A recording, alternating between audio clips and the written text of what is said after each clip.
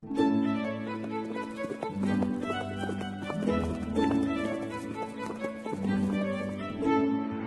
episode is brought to you in association with Timeform, your trusted source for racing data and analysis. By Total Performance Data, the world leader in thoroughbred performance technology. And by FitzDares.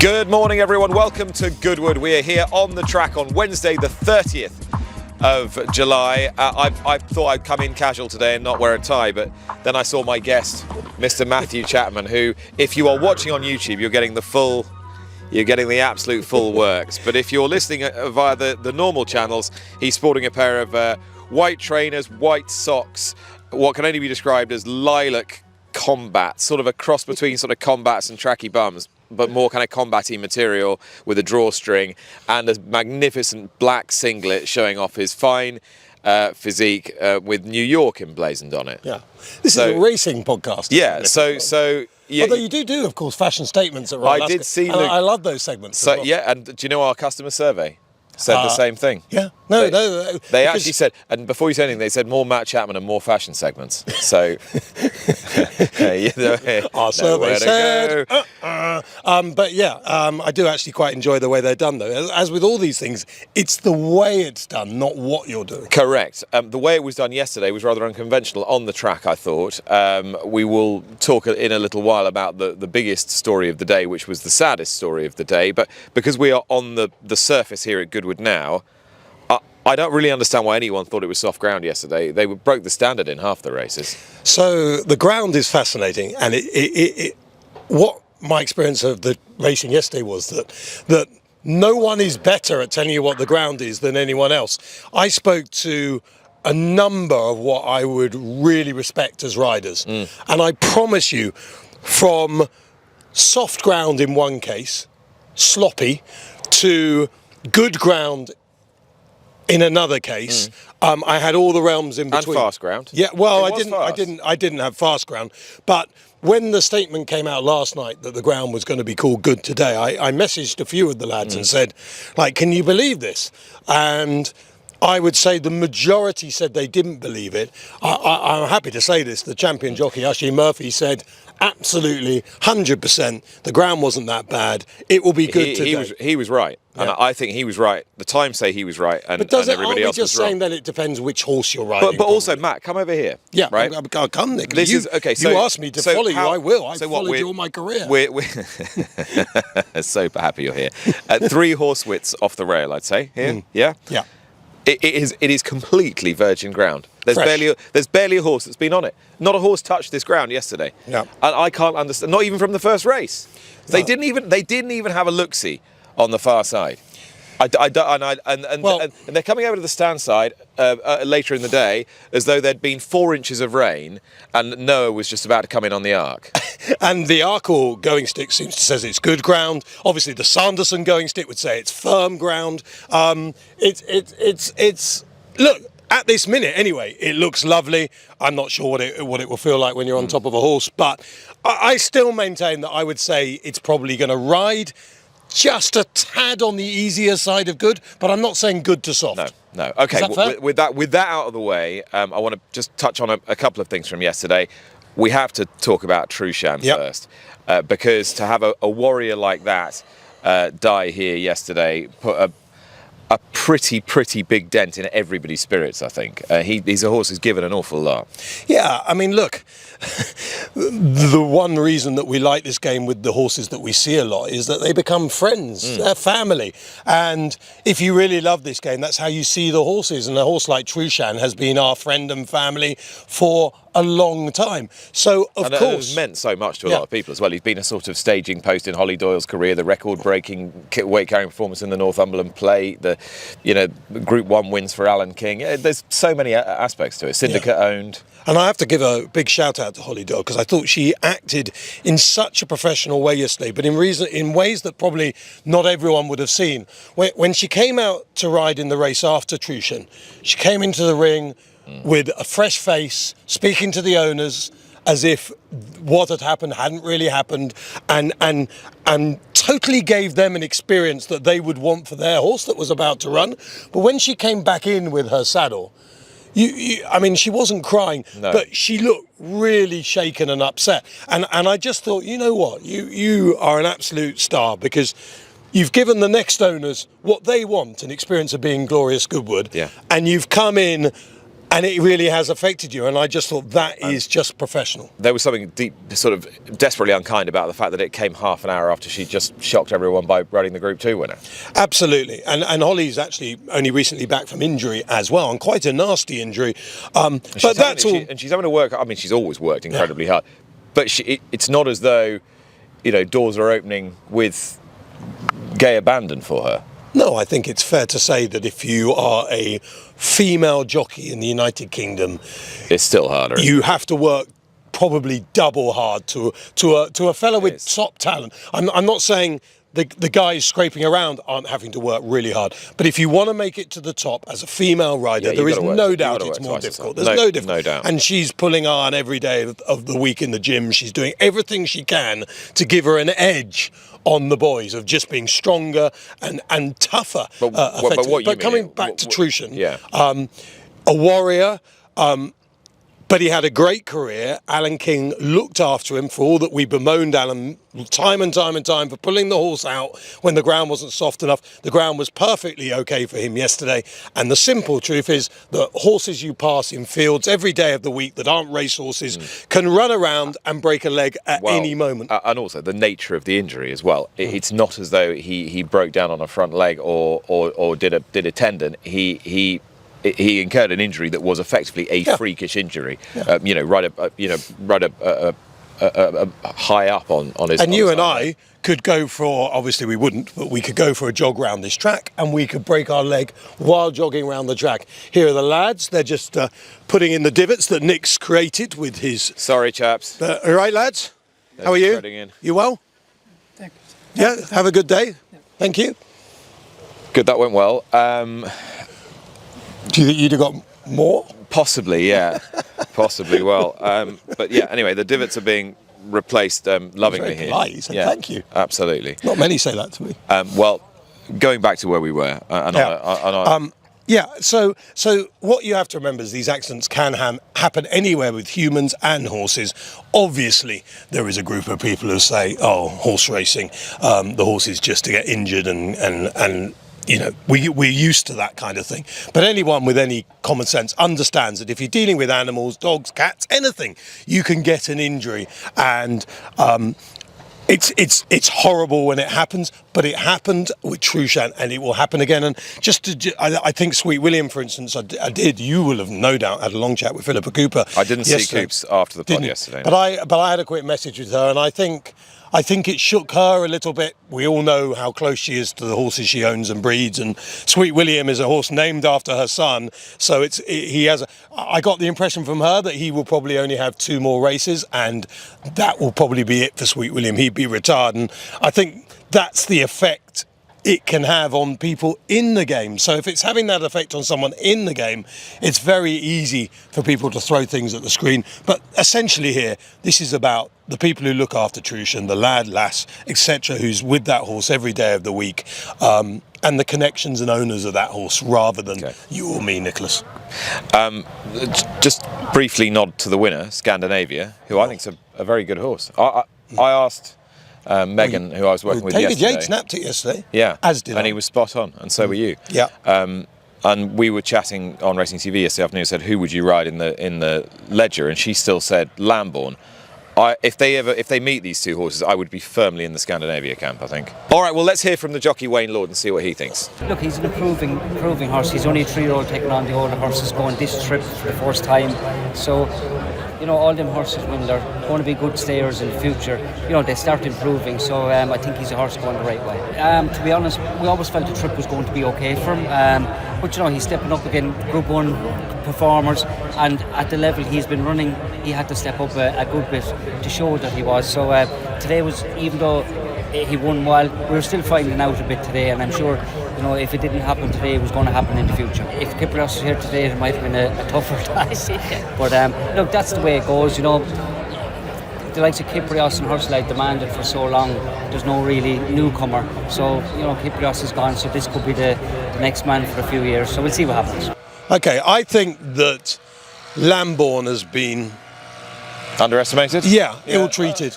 He's ill-treated. I just think Scandinavia might end up being a better horse. I mean, Lambourne should have run in the King George. Yeah. He could have performed the role that Jan Bruegel, or Bruegel, I should say, was unable to perform. And the tactics which they use, which, to be fair to myself, I did predict with Aidan O'Brien before the race. I did interview Aidan. You did? I watched and it, I said, I had a dream, Aidan, and this is what happened. Yeah, the double bluff was not hard to predict, to be fair. Oh, you're so mean.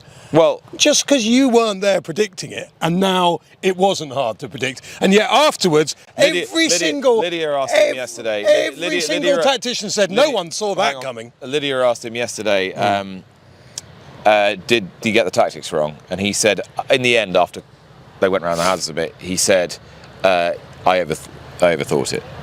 Basically. Well, I asked him the same question, and I said, did you enjoy looking back at the King George? And he said it was a good race and our horses ran well. And then he laughed. I thought that was just a brilliant response from Aidan. Like the thing with Aidan O'Brien is he has such a sense of humour, and very rarely do enough people get that out of him. I think you see it a lot more now.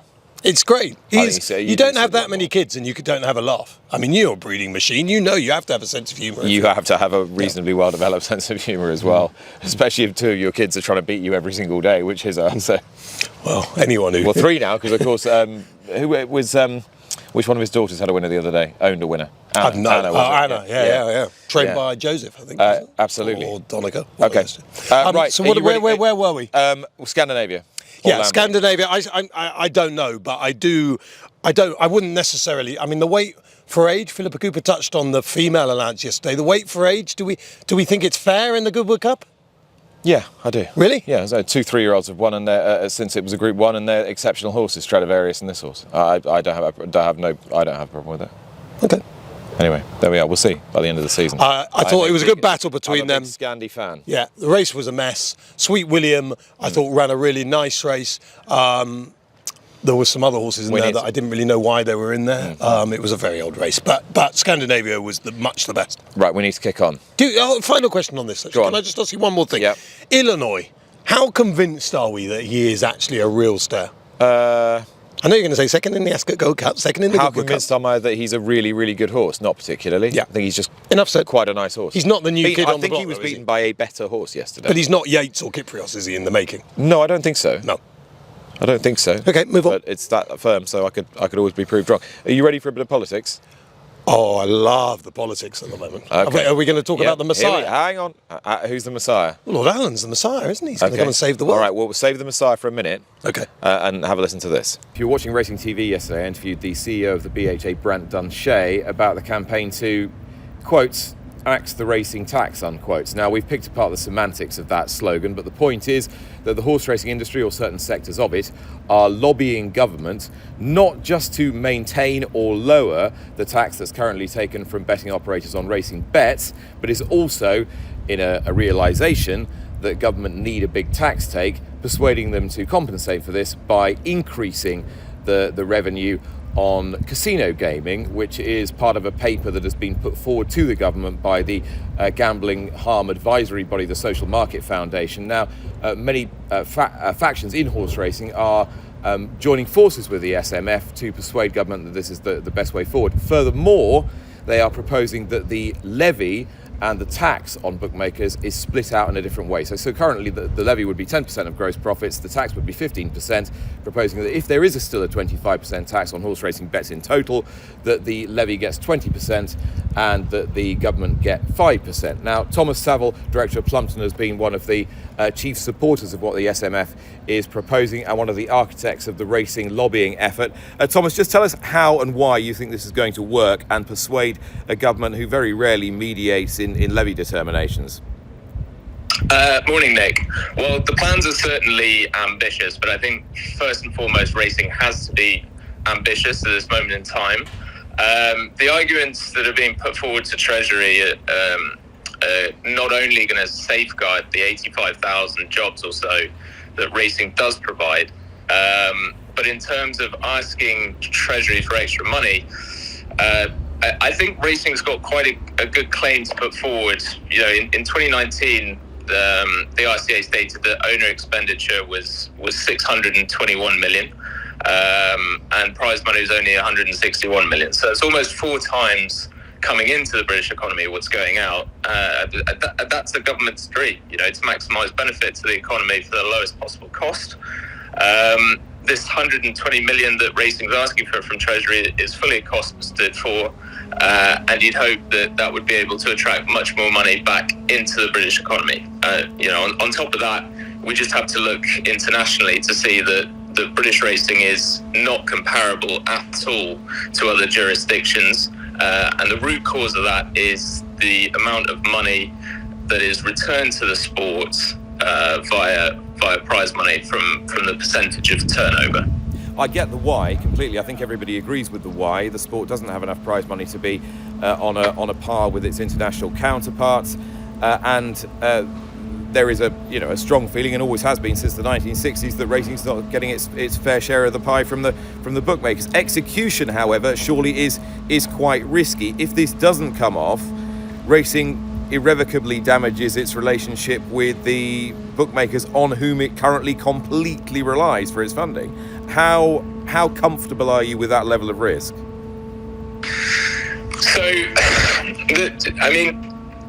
you could argue that if status quo isn't good enough at the moment, Nick. I think we all appreciate that. There are only 3 ways to increase the amount of money that's being returned to the sport. 1 is to sort out the leakages in racing. 2 is to increase the taxes on bookmakers, and 3 is to reduce the take of Treasury. So really, we're just arguing for the Treasury should be, the take to the Treasury should be reduced. So honestly, in a time of really severe financial headwinds, when Rachel Reeves is trying to get her money on as many people's pennies as possible, and people who might arguably be a lot more deserving than people in horse racing who are spending 3, 4, 5 million pounds, she'll see on yearlings, that racing's going to get a handout from government. Yeah, but we all know that's not that's a too simplistic view on how prize money actually works. It's simplistic, but it's simplistic for you and me, but it's not simplistic for everybody else, and it's not simplistic if you were going to write the story up on page 3, 4, 5, 6, 7, 8, 9 of any daily newspaper. Yeah, but these are the arguments that racing has to do a good job in putting forward, is that the prize money isn't just, this isn't just rich owners asking for more money. This is to create an ecosystem in Britain that is financially viable compared to other jurisdictions, because, these owners have, plenty of money. There's no problem for them just to say, okay, fine, well, I'll go and race my horses in France. And actually, the people who are the ones who it's going to be to the detriment of are the trainers, the stable staff, the jockeys, the people who are, the grassroots of racing. Those are the people. Understand all that. It's just a question of, at this current time, how confident you are that you can persuade the right civil servants and thereby persuade government that racing deserves not only a special treatment vis-a-vis casino games on an ethical and a communitarian basis, but deserves an actual mediation from the government to enable it to get more money. Yeah, I mean, look at what racing's been able to do so far. I mean, we've managed to get our message across to the quote-unquote gambling reformers. I mean, just look at the SMF itself. The director, Theo Bertram, was an advisor to Blair and Brown. James Noyes was also a Labour policy advisor, incredibly influential when it comes to gambling reform. You've got MPs like Alex Ballinger now saying that we need to look after racing. But you understand their primary motivation. I'm not saying that James Noyes, the SMF, don't have some heart for racing and don't have some understanding about what their conceived affordability checks have done to the sport, and probably feel a little bit sheepish about it. But fundamentally, Thomas, you've got to realise that your strategy is based on being somebody else's Trojan horse, which is quite a risky one, isn't it? You're a Trojan horse for the anti-gambling lobby. No, I'm not sure. I'm not sure that's fair. And on Lock on Sunday, you were saying, that the reformers are using racing. I actually think that it's the other way around. That racing has been able. So you see yourselves as riding in the anti-gambling campaign as Trojan horse. Well, the anti-gamblers are going to be asking for tax increases regardless of what racing says. But we've managed to attach ourselves to their, and have a marriage of, you can call it a marriage of convenience. Yeah. You can call it a marriage of convenience, but, we've got some shared objectives. So effectively, it's a case of my enemy's enemy is my friend.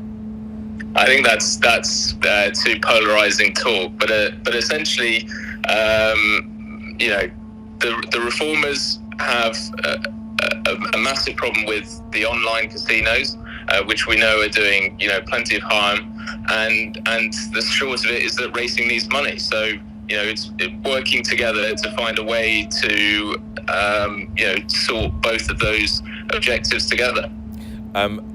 I wish you well, and hopefully the outcome will be one that the sport as a whole desires. Thomas, appreciate your time this morning. Thanks so much. All right, that was Thomas Savill, director of Plumpton, who's one of the, architects, collaborators, whichever. He's helped sort of devise some of the racing industry, though not all of its strategy here as regards the racing tax.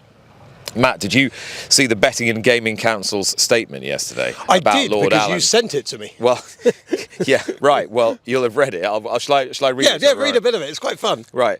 Betting and Gaming Council statement on the appointment of Lord Allan as chair of the BHA. Michael Duggar, chair of the Betting and Gaming Council, said, and he manages to wrap up the Allan thing and the tax thing all in one statement here, really, with his with what he said. I strongly welcome the fact that Charles Allan has agreed to take on the role. The sport's desperate for new leadership, but also a new strategy.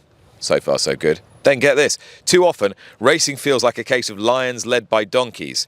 I've been hugely impressed by Charles's determination. His appointment must mark a shift to a more hard-headed commercial approach and end the internal divisions and vested interests that have plagued the sport. And furthermore, I hope we see the less of the politics of entitlement and that the sport finally gets real about the serious challenges it faces. And this perhaps is the most salient sentence, bearing in mind what we've just heard. Racing needs a growth strategy, not more delusional special pleading or petulant demand for handouts. This is a symbiotic relationship between betting and racing.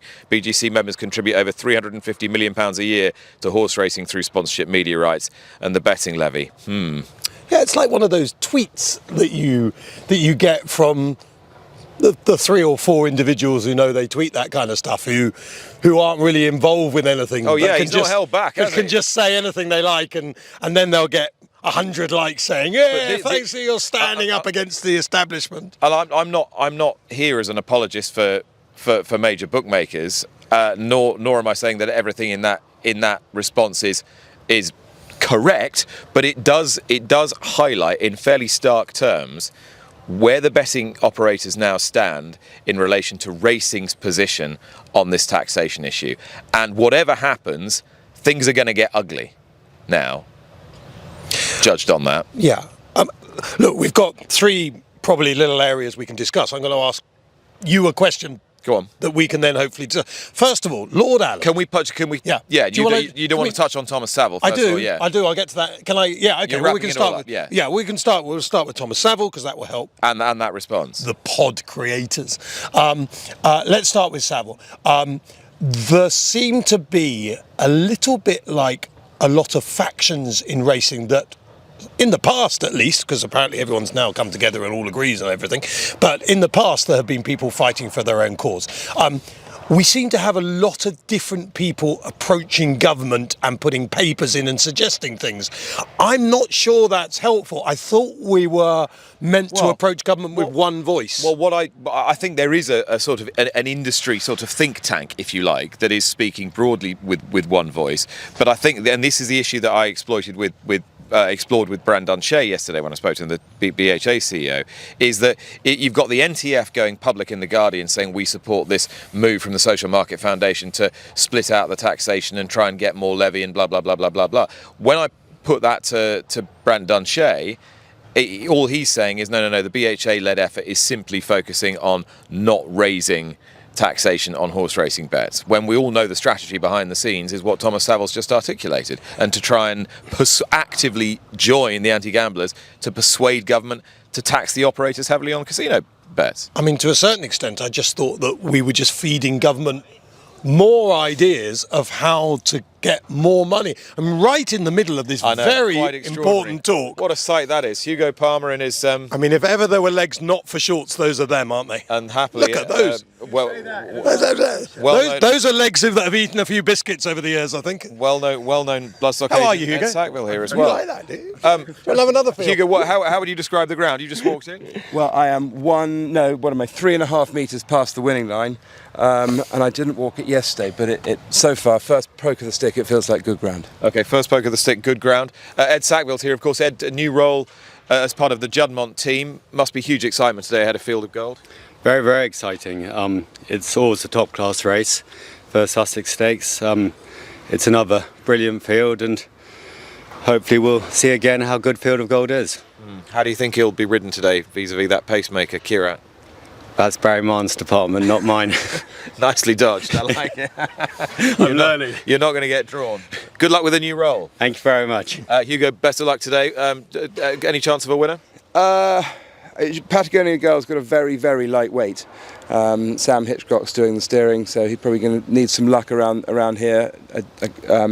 Quite a big field, but I still think she's well handicapped, but we'll give it our best shot and see how we go. All right, chaps, enjoy your walk. Thank you. Hugo Palmer and Ed Sackville. We should monitor this because there is a golden highway about to be created. Yeah. So it's just done me a V sign. I can't believe that. He's just put the finger up at me. It was one finger, not two. Don't worry about that. Yeah, but he meant all the fingers. Oh, he I think. did. Anyway, should we get back to the politics? He meant it, yeah. So what I was saying is I'm not sure how helpful it is. And also, I just wonder, for a government that is desperate for money, what I said. Like, aren't we actually almost giving them more ideas about how to just take more rather than actually helping us? Look, the answer is, Nick, that's what he means, isn't it, by entitlements? Yeah, no one knows, though. It's so... Look, the classic example is that Victoria Starmer was at Ascot at the weekend. Meanwhile, we all feel, well, I feel anyway, I can only talk for myself probably, that the government appear to be quite happy to try and destroy the sport I love. It just feels really weird. Like the Prime Minister's wife's coming for a nice day out at the races. Meanwhile, the Prime Minister might be on the verge of destroying or at least doing something bad to the sport. It all feels so weird. I'm not convinced that Lady Starmer's key in policy making. But if she belongs to a family that loves horse racing or really likes horse racing, and you know that Sakir and Victoria went to the St Leger. I think protecting his majority is more important to Sakir than horse racing. But I don't think racing is going to make the difference between protecting his majority and not. All right, well, just racing. But I don't think this is even going to get anywhere near his desk. So, but that's the problem, isn't it? Like it's a massive injury, but it seems so unimportant. One man who they said, of course, and here we are. Here's your chance. You tried to cut me off here. No, but we need to get on with it. Otherwise, this podcast is going to be way too long. One man who they said would be able to, pick up the phone to important figures in the Labour Party, of course, was Lord Allan, the Labour peer, who is now taking his job. You've had a lot to say about Lord Allan. Well, I mean, I haven't really. I've just tried to pose a few questions that no one seems to be able to answer. But, I mean, the first one I'll pose to you. Why do you think Lord Allan is taking this job?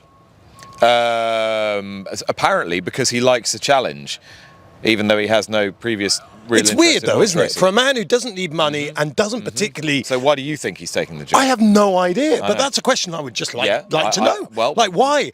I don't know why he's not telling us either. Said he likes a challenge, apparently. Well, but it would be really exciting to learn a bit more about that. That he sees does he see this sport as almost dormant, and he feels it can do so much better? Yeah. That would excite me, but I've not heard that. Well, he's not in post yet. Independent board. I mean, that's gobbledygook, isn't it? What does it mean? It means they are not members that are put on the board by Sorry, they're not. Yeah, they're not members who are put on the board by stakeholders. But they're still racing folk, yeah? Yeah, well, they're going to need to be because So they're not going to be independent? Because Steve Harmon tried an independent board. Yeah. It didn't work because they were people who knew nothing about horse racing. But this is my point. Like, it's just nonsense. I can't Well, you're see... saying that everyone has a vested interest of some sort. Absolutely, 100%. Everyone has a vested interest. And if they don't have a vested interest, they have a friend who taps them on the shoulder and say, have you seen what's going there? And even if they don't take effect from that, but- it's got to warp their way of thinking about the whole thing. If William Haggis touches you on the shoulder and says, listen to this is what's going on, and he talks like William does, or John Gosden, it would be impossible that you didn't think after that conversation, you know what, he's got a point there. How can you have an independent board? I think it's absolute nonsense. Okay. Well, you can ask Lord Allan when he comes in. Well, I will. my interviews with BHA members historically haven't lasted very long, and they usually refuse to speak to me. So that's not. But I think it's really weird. But the final thing I'd just like to say is, like, just about everyone's now on board. Yeah, in today's Racing Post. Even Martin Cruddas is on board and says this is wonderful. Lord Allan is the Messiah. Does that mean then that everyone now is agreed that fixtures will be sold to the VHA? No. The fixture list will become... This is exactly what I said to Brant yesterday. The currency in this sport is fixtures, beginning, middle, and end. So, but everyone says Lord Allan is the Messiah. He's our saviour. Someone who doesn't really like horse racing that much. And the ROA weren't saying that until they got a deal over the line. And now they are. I was reading your column in the Sun on Monday, and it suddenly occurred to me I'd never realised what the MC stood for in MC Yeehaw, and then I realised it stood for Martin Cruddas. Sorry, is that a joke? Is that? I know, because the problem is, for you, this is too early in the morning. 9 o'clock at night at a do, once you've had a couple of glasses, Nicholas, you are one of the funniest hosts of all time. But 8:30, which is the time we started recording this, it's now about midday. But 8:30 in the morning, your wit is lacking. And if that doesn't stay in, I will be very upset. His master's voice. It's all staying in. Don't worry about that. But No, do I you think see we're what done I'm now. saying? Like We're done now. We're getting wrapped up. No, but can I just say one getting final? wrapped up. No. Look, Charlotte, who's really the boss now of the Nick Daily, she just one thing on all this. Yeah. We all want Lord Allan. I was about to say we all want Nick Luck to be the Messiah, but you already are. But we all want Lord Allan. So much No, rubbish. shush. If you let me speak, this is why people do not like being I'll interviewed be by getting you. so many messages later. This is why you need. Learn to control him. You're not on NBC now. Okay? Learn to control. Learn your place. We all want Lord Allan to be the Messiah, but there are a lot of questions that people seem to have not answered and do not have the answer to that are saying he is the Messiah, and that is the question. I hope you've enjoyed this edition of the Nick Hang on a Daily. minute. Are we still sponsored by Bahrain? You're not the Messiah. You're just a very. Who are we sponsored by this week? It must be the Qatar. We're just a very, very. Oh, it's the Wathnan pod, isn't it? It's the Wathnan pod. Shall we hear from Richard Brown? I Here thought we would. Well, no luck for the Wathnan team yesterday. Can we find you a Wathnan winner today, Richard Brown? A slightly sobering day for the team yesterday. Yeah, look, very much so, but we're all realists. We know how hard it is. We obviously enjoyed plenty of luck at Ascot. Maybe a few things didn't go our way yesterday, a few horses slowly away. It's the way it goes. It's racing. It's what makes it so exciting when you do have a winner. So hopefully we can get one today. In fairness, you did say you thought Salawi would run well, and if you were getting paid out on the first four past the post, you'd have been all right. Yeah, hopefully it was first past the post at a fairly big price. He ran a great race. He's very brave there as well in the finish. He really toughed it out. So no, we were very happy with that run yesterday. What was the verdict on French Master? Difficult one. He was obviously slowly away. I'd say he wants rattling ground. Ascot was very fast, and I would think very, very quick ground is probably what he needs. Maybe he's just not concentrating as much as he should be. He's an interesting horse, but there's no doubt there's a big engine there. Look, I actually ran fine for the step up straight into Group 1 company, so we'll replot after this. Would you consider something like the Melbourne Cup for him? Oh, look, I think all options are open. It obviously looked very well handicapped now in an Ebor.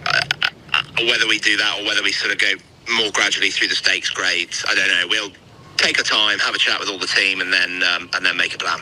But are races like that, do they interest you on the whole? Yeah, I think they do. Look, major international Group 1s is, of course, what floats everybody's boat, and those will naturally be on the on the agenda, hopefully, for some of them. Good stuff. Let's move on to today. And who are you most looking forward to from your little clutch of runners on Wednesday? Well, I think we've got some live chances. I think I'm excited about seeing Zelena. She was very impressive at Nottingham. Didn't quite work out at Ascot. It's obviously a stiff 5 here. There, very fast 5 here. She's very quick out the stalls. She's extremely quick. If this was 4 furlongs today, she'd be an absolute banker, I think. I'm looking forward to seeing her again. And probably sing us a song in the 120. Richard, thanks so much. I will let you go. Enjoy your day, and we will see you again tomorrow. All right, that was Richard Brown, and here's what James Doyle is looking forward to today. So day 2 of the Qatar Glorious Goodwood Festival, obviously Sussex Day. It's going to be an interesting race to watch. Sadly, we don't have a runner, but it'll be a great race to watch. We have many runners today. I think the 2 I'm most looking forward to would be Sing Us a Song in the opening 1.5 mile handicap. I thought he ran a marvellous race at Royal Ascot last time. He was a bit slow to begin, but he made up a lot of ground in the straight and he hit the line really well. So if he can jump away from the gates a bit cleaner today, he should go very well. The kind of ease in the track that we've had from yesterday shouldn't be a problem to him either. The other one, I think, Zelena, she runs in the Alice Keppel. It's 5 furlongs. She just failed to see out the trip at Royal Ascot, but as we know, that's a different test to the 5 furlongs here at Goodwood.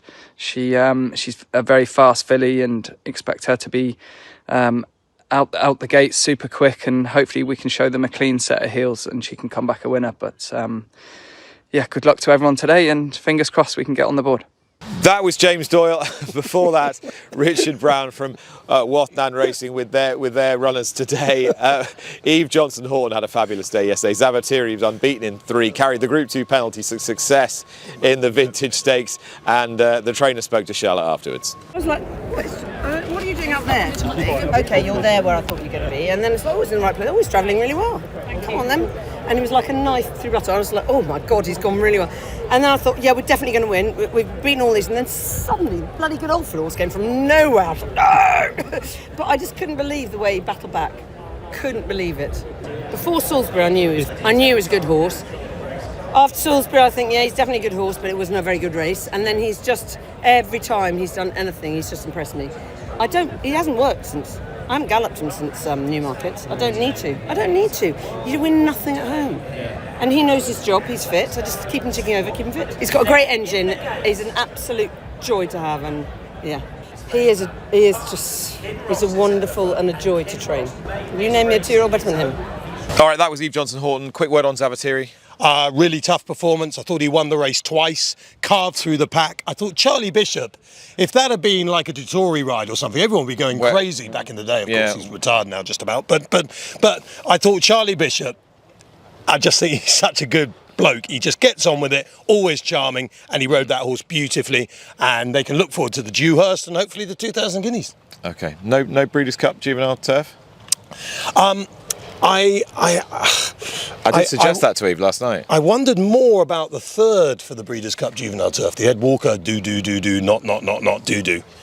Okay, good, excellent. Right, we've gone through this entire episode. We've not actually mentioned what we should be talking about, right? Which is the best horse in training running in today's Sussex Stakes against some of the very best around. Yeah. Field of Gold then goes in the Sussex Stakes. Irish 2,000 guineas winners recently have a really good record in this race, whereas Queen Anne winners don't have such a good record. Dockland's in there as well. Look, Field of Gold will probably win. For anyone who was listening, I thought before declarations, Henri Matisse at around 6.5 to 1 was a brilliant each way bet with three places. You get 2 places at 6 to 1. I still feel that well, I'll be fascinated to see what Coolmore do, because I don't think we saw the best of Henri Matisse in the St James's Palace. And Ryan Moore pretty much said the same thing. He ran on really strongly. And the other thing, and I'm just going to say this luckily quickly so we don't need to get into any debate. Look, if Field of Gold didn't totally enjoy going down the dip for the second time in the 2,000 guineas, having done it in the Craven, Is he going to enjoy Goodwood? Probably he is, because he is just a brilliant horse. But as a punter, I mean, obviously, not many people are backing Field of Gold at 2-5 or something like that anyway. But if you are a punter backing it at those odds, in the back of your mind, you'll just be thinking, will he come down the hill? I'd much rather back Henri Matisse each way. But that's a betting angle. From a horsey angle, of course, we want Field of Gold to look like a champion. Okay. We're going to go to Ireland now. You and me together? Yeah. Oh, lovely. Holiday. To Galway. We're sharing a room. To Galway with Jane Mangan. Greetings from Galway, ahead of day 3 of the festival. Here, we are all about the jumping from here on out. It's the Tote Galway Plate Day, and it's one of my favourite races of the week. Probably is my favourite race of the week. But before we look ahead, let's look back to the feature race that was yesterday, the Colm Quinn BMW Mile. And I thought I had something a little bit unique about the result. The horse, Dunham, a 7-year-old, was winning at his 3rd Galway Festival after winning the Ahanor handicap on 2 occasions previously. But for me, it was about the riders. 13-time European Classic winning jockey and now 53-year-old vintage Seamie Heffernan, winning on Dunham, taking down the up-and-coming young star that is Nicola Burns at only 17 years of age. How many sports would you see such a titan and such a rising star going head to head to only be beaten and separated by a head on the line? I thought that was a little bit something special for the crowd at Galway yesterday.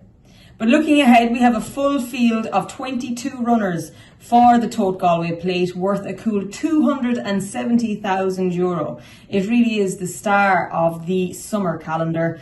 Gordon Elliott has a mob hand in this. He has 7 runners chasing his 5th Galway Plate. He says he's been lucky in inverted commas in this race in the past, winning it with Clarkham and Lord Scoundrel, Boris, and most recently Ash Tree Meadow.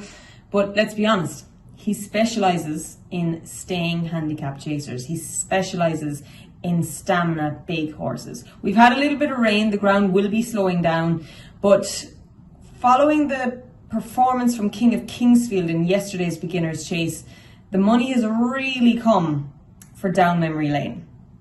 He beat King of Kingsfield in his beginner's chase at Navan. He of course contested the Scilly Isles Grade 1 earlier this season as a novice. He's never raced over this distance, but in the JP McManus colours, when the market plunge comes, you would be folly to ignore it. So he is one for the market this morning. Jesse Evans, a huge ride for Darragh McGill, a £7 claiming amateur. Of course, Jesse Evans placed in the Galway Hurdle on 2 occasions. He won his beginner's chase here, but some people think that stamina might be an issue.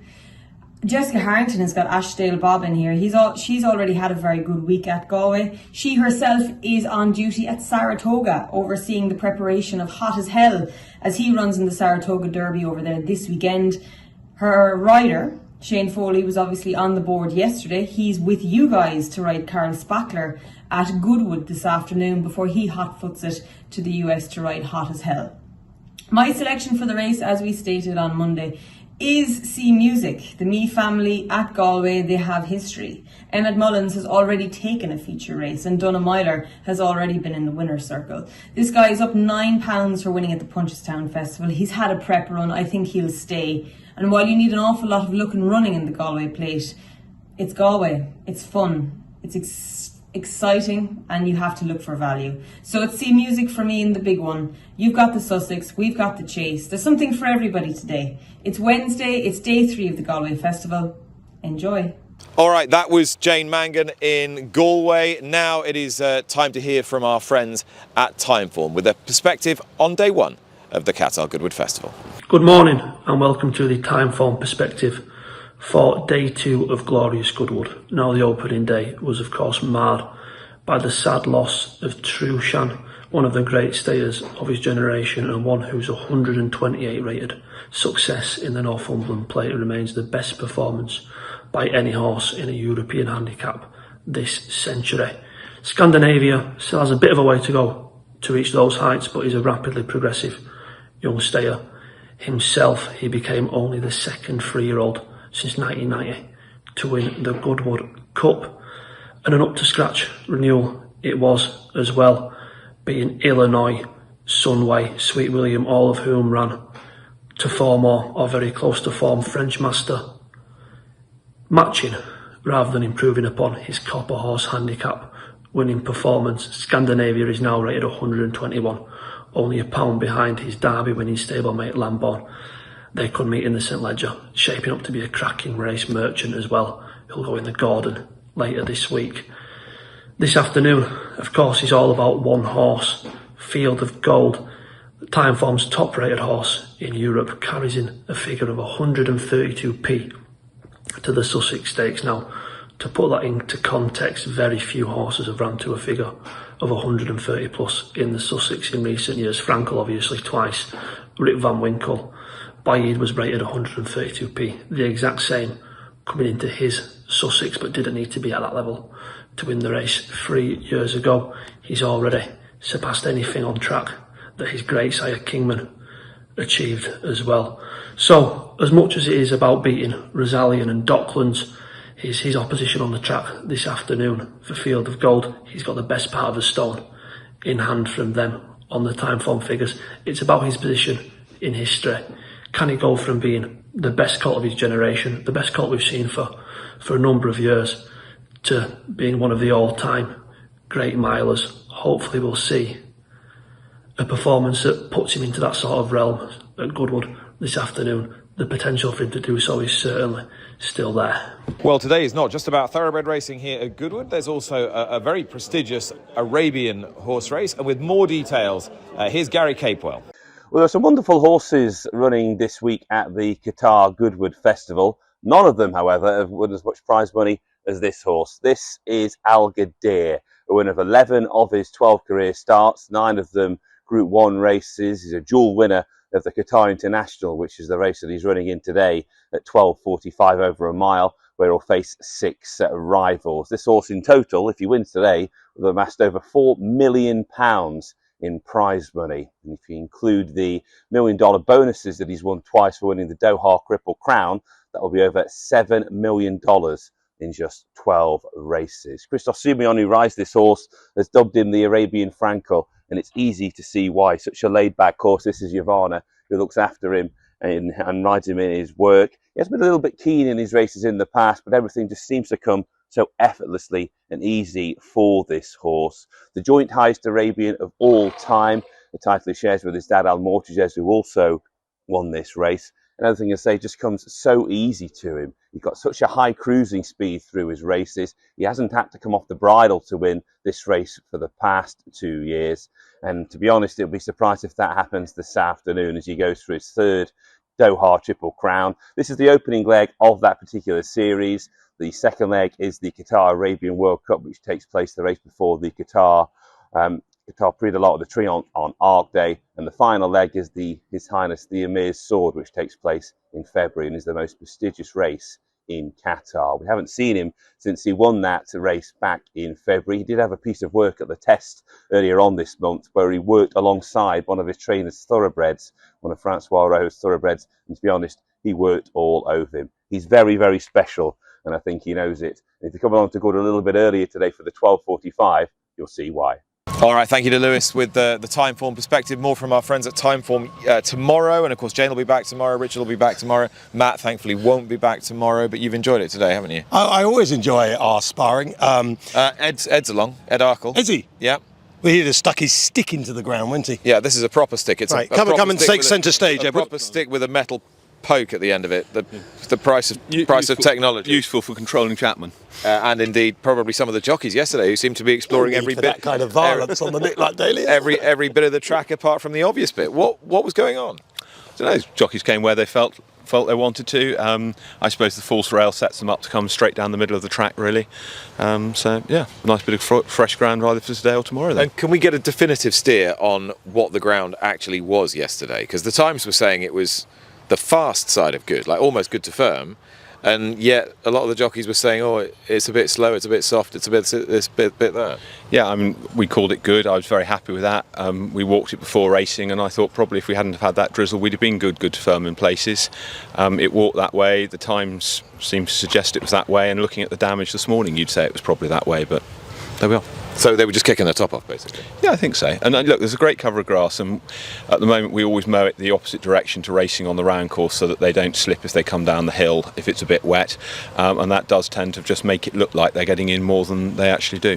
And I know how seriously you take the aspects of horse welfare here at Goodwood as well, and the need to prepare the ground because of the undulations. Obviously, when you lose a really high-profile horse like we did yesterday, it puts that into sharp relief. Presumably for you as a clerk, when an incident like that occurs, you take it very seriously. Yeah, of course we do. And it was awful. Trueshan was a wonderful horse. He's got a lot of history here and at other courses, and was hugely popular. We have a proper wash-up meeting with our vets afterwards. We'll find out if there's anything we could have done better. Obviously spoken to Allan and Holly, and we go on from there. We're not complacent about it. We never should be. It's very important. Okay. And in terms of hopes for the rest of the week? We don't get too much rain tomorrow. And that's it. And is there a load forecast? There's some thundery showers about, so I think it's just going to depend what we get. Do we get some heavier stuff? Do we miss it? Do we get some lighter? It's one of those sort of slightly awkward situations. We'll see what happens. We might change the rail movements potentially from what we were thinking we were going to do tonight. We might not take the false rail down. We might leave it so that if they beat it up out wide tomorrow, we can give a nice fresh strip all the way around for Friday and Saturday. So we'll see. Nick, I think it's interesting what Ed's just said, though, about the mowing of the grass, because I remember watching Glorious Goodwood in the 80s and 90s on the telly, and the horses would stop almost to a walk at the top bend. And there were frequently, the talk of the town was, you don't want to slip at the top bend sort of thing. Touch wood and all that. Very rarely do horses slip on that bend anymore. So, yeah, exactly. So I think that's really interesting what you said, that you haven't nullified it. Obviously, you can't nullify anything, but there is definitely less of that, and the horses definitely don't slow down as much as they used to.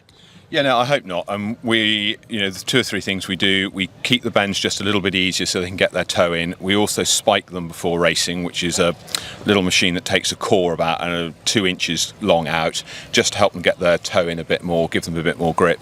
And then if they're running downhill on any aspect of the track, we always mow against the direction of the race, because if you're mowing with the direction of the race and it gets a little bit slippery, there's nothing to stop the horse's hoof sliding on the grass.